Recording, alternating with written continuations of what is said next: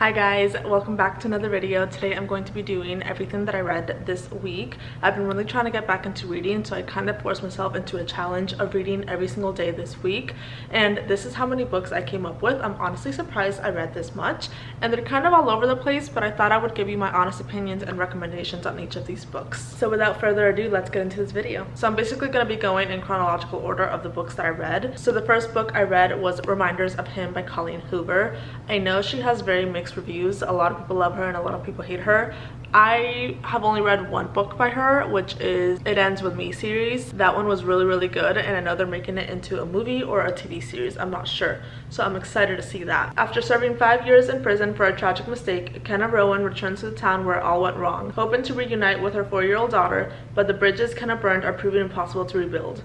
Everyone in her daughter's life is determined to shut Kenna out no matter how hard she works to prove herself. The only person who hasn't closed the door on her completely is Ledger Ward, a local bar owner and one of the few remaining links to Kenna's daughter. But if anyone were to discover how Ledger is slowly becoming an important part of Kenna's life, both would risk losing the trust of everyone important to them. The two form a connection despite the pressure surrounding them, but as their romance grows, so does the risk. Kenna must find a way to absolve the mistake of her past in order to build a future out of hope and healing.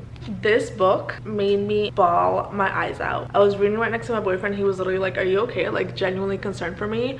It was so good. I cannot say enough things about this book. It's a little small town romance, kind of enemies to lovers in a sense, because he likes her at first, but then he doesn't because he realizes who she is. It's hard to like describe the book without giving away the plot of the story. The heartache I felt of a mother yearning for her daughter that she couldn't have, I was torn. I was quite literally heartbroken. It made me feel so giddy as well because there's such good like romance. It's a little bit cliche, like you can tell certain things are going to be obvious, but I feel like that's every romance book after you read so many of them.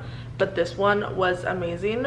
I started off strong. Up next is If He Had Been With Me by Laura Nolan. Autumn and Finn used to be inseparable, but then something changed, or they changed. Now they do their best to ignore each other. Autumn has her boyfriend Jamie and her close-knit group of friends. Finn has become that boy at school, the one that everyone wants to be around. That still doesn't stop the way Autumn feels every time she and Finn cross paths, and the growing nagging thought that maybe things could have been different, maybe they should be together. And as time passes, Autumn realizes she might not get another chance to make things right before it's too late.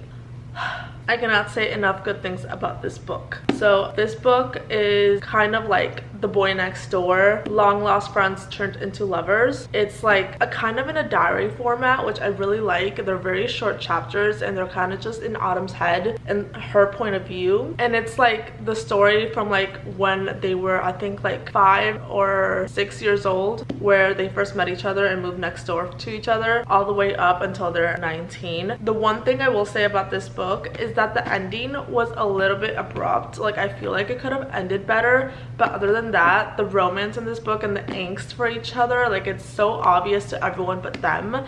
And I think that's like the whole point that makes you like, okay, like when is it happening, when is it happening? It gets you so anxious, and it's like, it's such a good book. This is the next book I read this week. It is Too Late by Colleen Hoover. Sloane will go through hell and back for those she loves, and she does so every single day. Caught up with the alluring Asa Jackson, a notorious drug trafficker, Sloane has finally found a lifetime to cling to, even if it's meant compromising her morals. She was in dire straits trying to pay for her brother's care until she met Asa, but as Sloane became emotionally and economically reliant on him, he in turn developed a disturbing obsession with her, one that becomes increasingly dangerous every day. When undercover DEA agent Carter enters the picture, Sloane's surprised to feel an immediate attraction between them, despite knowing that if Asa finds out, he will kill him. And Asa has always been a step ahead of everyone in his life, including Sloane. No one has ever gotten his way. No one except Carter. Together, Sloane and Carter must find a way out before it's too late. So this is another Colleen Hoover. Again, mixed emotions for many people out in the audience, but this one was really good. It's kind of not the type of book I would typically read, I would say,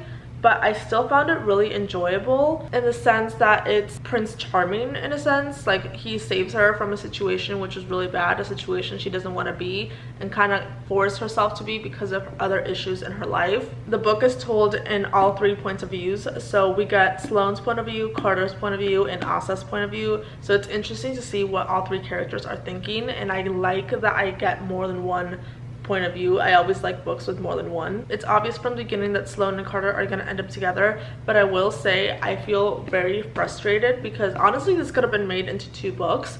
if it would have been like elaborated more. I was really frustrated because I wanted the situation to end so many times and they had so many chances, but they were so stupid and were trying to be a good person, so it made the story a little bit longer, which I guess is a good thing. But I was just like, okay, enough already. I also feel like because the story was dragged on for so long, the ending wasn't like a proper closure that I wanted. Like, I wanted to find out more information at the end of the book and they didn't want to give it. Next up is A Good Girl's Guide to Murder by Holly Jackson. Pretty and popular high school senior Andy Bell was murdered by her boyfriend, Sal Singh, who then killed himself.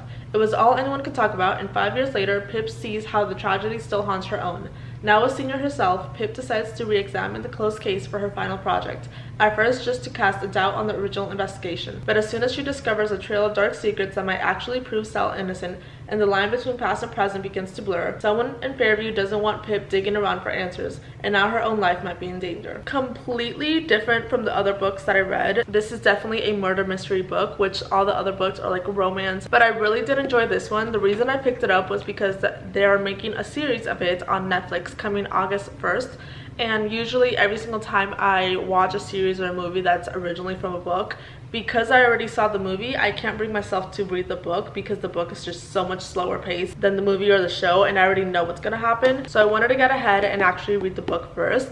It is so good. It has you hooked the entire time. It has so many different suspects, and it's honestly not the one I would have expected. I feel like I had an inclination for another suspect more than the one that actually did it. The mystery is solved at the end, but this is a 3-part book. I don't know how. I'm assuming it has different mysteries in the other books with the same character. But the rest of the series is Good Girl, Bad Blood, and As Good as Dead. So I kind of want to read the other books as well, just to see what's going on. It does have a little bit of romance as well, which I enjoyed. Up next is If Only I Had Told Her by Laura Nolan. This is the sequel to If He Had Been With Me, so of course I had to read it. It's basically the same storyline, except this one is told from Finn's point of view. Finn has always loved Autumn. She's not just the girl next door or his mother's best friend's daughter. She is his everything, but she's not his girlfriend. That's Sylvie, and Finn would never hurt her, so there's no way Autumn can know how he truly feels. Jack, Finn's best friend, isn't so sure. He's seen Finn and Autumn together. How could she not know? And how is he supposed to support and protect Finn when heartache seems inevitable? Autumn surrounds herself with books and wants to write her own destiny, but one doesn't always get a new chapter, and fate can be cruel to those in love. Told through 3 different perspectives, If Only I Had Told Her is a love story brimming with truth, tragedy, and the unexpected bond that heals us. I was surprised to see that there was 3 point of views in the story, not just Autumn's. So it's told from Finn's, Jack's, which is Finn's best friend, and Autumn. I was a little bit annoyed that it was told from Jack's point of view when his point of view first started, but then I realized that it was very necessary to the story, and I ended up loving that character. And I was honestly a little bit annoyed at Autumn's point of view, and I feel like she was just like, okay, get over yourself. This is about Finn. This is not about you. I thought it was gonna be hand in hand of the storyline with this one. Like, every single chapter this one had, it would be told from Finn's point of view in this one. It kind of started pretty late into the storyline, but it still had enough information that I was like, okay, I feel satisfied knowing Finn's point of view. I loved getting into his head, seeing his angst for Autumn instead of the other way around, because obviously they had no idea they loved each other. That was the whole point of the first book. However, I will say, I don't know what it is with all these books. I was a little bit disappointed in the ending of this book as well. I kind of wanted just a little bit longer, maybe because I just couldn't put the book down, and that's the reason I want longer endings for all these books. But I feel like it could have been just a little bit longer. It could have told a little bit more detail of what was going on in Autumn's POV. So those are all the books I read from cover to cover, but I will have 2 more honorable mentions as bonuses. The first one is Haunting Adeline by H.D. Carlton. The Manipulator. I can manipulate the emotions of anyone who lets me. I will make you hurt, make you cry, make you laugh and sigh.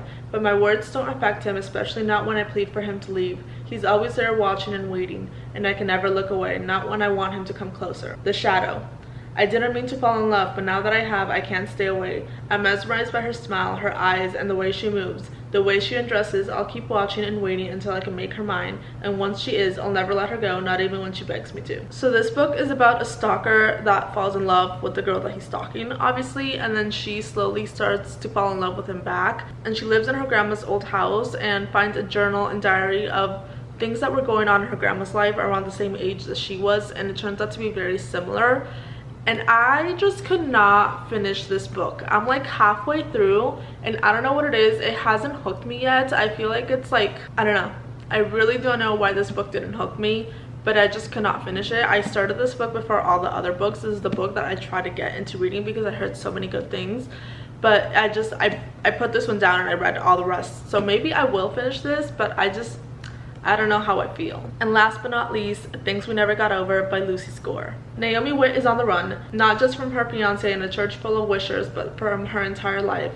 Although if you ask her, Naomi's riding to the rescue of an estranged hot mess of a twin, Tina, to knock him out. A rough around the edges town where disputes are settled the old-fashioned way, with fists and beer, usually in that order. Too bad for Naomi, her evil twin hasn't changed at all. After helping herself to Naomi's car and cash, Tina leaves behind something unexpected. The niece Naomi didn't know she had. Now she's a guardian to an 11-year-old going on 30 with no car, no money, and no plan. There's a reason this bearded bad boy barber doesn't get involved with our maintenance woman, especially not type A romantic ones. But since Naomi's life imploded right in front of him, the least Knox can do is help her out of a jam. And just as soon as she stops getting into new trouble, he can leave her alone and get back to his quiet, solitary life. At least that's the plan. This one, it's not exactly enemies to lovers. It's definitely more like angsty, like bad boy, good girl. He doesn't realize that he likes her. She doesn't realize that he likes him, and he has a crush on her all along. It's two brothers fighting for the affection of this one girl, Naomi, which has a twin, which everybody hates, so she gets mistaken for her a lot in this story. I am like 25-30% through this book, and I was over it. It's a little bit too like happy-go-lucky for me, and I feel like I need a little bit more angst or a little bit more like something's wrong in the book for me to get hooked. This one's just like, it gives me la-di-da-da impressions, if you know what I mean. The brothers hate each other and they're complete opposites, so like they couldn't be any more different from each other. So she has to, I'm assuming, choose between them, but I did not finish this book. I did not get far enough. I hope you like this video and some of my book recommendations. Hopefully you read some of them out. I am obsessed with quite a few, even though the last two were not my cup of tea. Hopefully I gave you guys some inspiration to keep reading some more, and hopefully these books are right up your alley. If you have any other book recommendations for me to read, because of course I am gonna continue reading outside of this challenge, you can obviously tell which books I kind of like and I gravitate towards, and which ones I kind of just can't get hooked on. Please let me know if there's anything else you recommend, and if you have any questions about any of the books I mentioned, please leave it down below. Thank you guys so much for watching. Till next time.